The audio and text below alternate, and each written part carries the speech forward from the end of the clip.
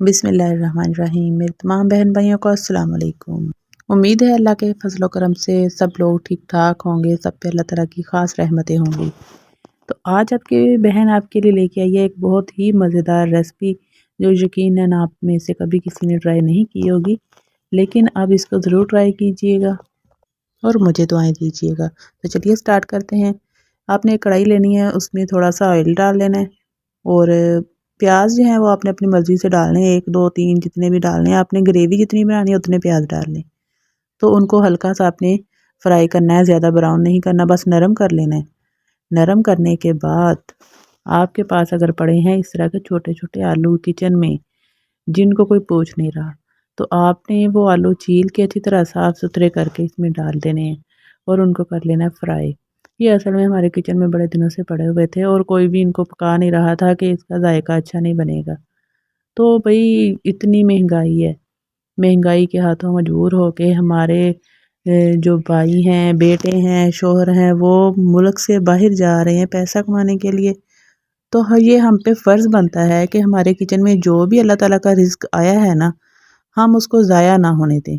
हम उसको किसी ना किसी तरह यूटिलाइज़ कर लें। एक तो रिज़्क जब ज़ाया होता है ना, तो अल्लाह ताला को रिज़्क का ज़ाया करना पसंद नहीं है। दूसरा, इतनी महंगाई के हाथों हौसला भी नहीं होता कि हम घर में आए रिज़्क को ज़ाया कर दें या अपनी किसी भी चीज़ को जो हमारे बाप भाइयों ने या शौहर ने इतनी मेहनत से कमाई है, उसको हम ज़ाया कर दें। तो आलू हमारे फ्राई हो चुके हैं, इनका थोड़ा-सा ऊपर से कलर भी चेंज हो चुका है। अब हमने इसमें डालना है 1 कप पानी का, क्योंकि हमने पानी डाल के आलू नरम कर लेने हैं।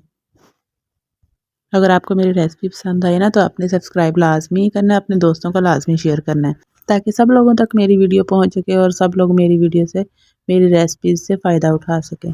अब हमने थोड़ी देर के लिए ना 5 से 10 मिनट के लिए इसको ढाँप के रख देना है और आँच जो है ना वो बिल्कुल ही स्लो कर देनी है। दम वाली जो आँच होती है ना, वो कर देनी है हल्की सी, ताकि हल्की आँच पे आलू नरम हो जाएँ। आलू का सबसे पहले नरम होना ज़रूरी है, उसके बाद अगली जो मेन चीज़ है ना, वो मैं आपको बाद में बताती हूँ। ये 5 से 7 मिनट के बाद मैंने ढक्कन उतारा है और आलू जो है ना वो नरम हो चुके हैं।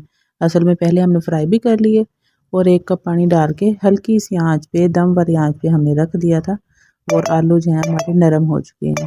आते हैं जी हमारी रेसिपी की जो सबसे मेन चीज़ थी, ये मेरे पास पड़ी थी सॉस बनी हुई। जो मैंने मलाई बोटी बनाई थी ना, उसकी कुछ सॉस मेरे पास बच गई थी और ये बहुत मज़े की है। इसमें मायोनीज़ है, क्रीम है, दही है और भी बहुत से मज़े-मज़े के मसाले डाले हुए हैं। तो ये अगर आपके पास भी इस तरह की कोई चीज़ बच जाए ना, तो घर में जो आलू पड़े हैं या जो प्याज हैं या कुछ भी है, उसमें डाल के आप एक टाइम का खाना जो है वो तैयार कर सकते हैं और ये बहुत मज़े की बनी। बस एक बात का आपने ध्यान रखना है कि ये जो हमने सॉस डाली है ना एंड पे, इसको ज़्यादा पकाना नहीं है। आलू जो है वो पहले आपने तैयार कर लेने हैं।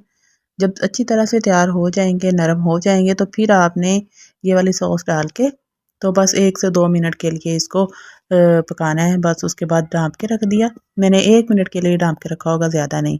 अब सिर्फ चस्के के लिए इसमें 1 या 2 हरी मिर्चें बारीक काट के डाल देनी है और हरा धनिया, ताकि इसकी थोड़ी सी लुक भी चेंज हो जाए और खुशबू भी बहुत अच्छी आएगी धनिए की। और जो इसमें हरी मिर्च डाली है, इसका क्रंच बड़ा मज़े का लगेगा। तो अगर आपको ये मेरी वीडियो पसंद आई है, तो मेरी वीडियो को आगे अपने दोस्तों तक भी भेजें और मेरे चैनल को सब्सक्राइब भी कर दें। तो चलिए देखते हैं ये बर्तन में डालने के बाद किस तरह की लग रही है।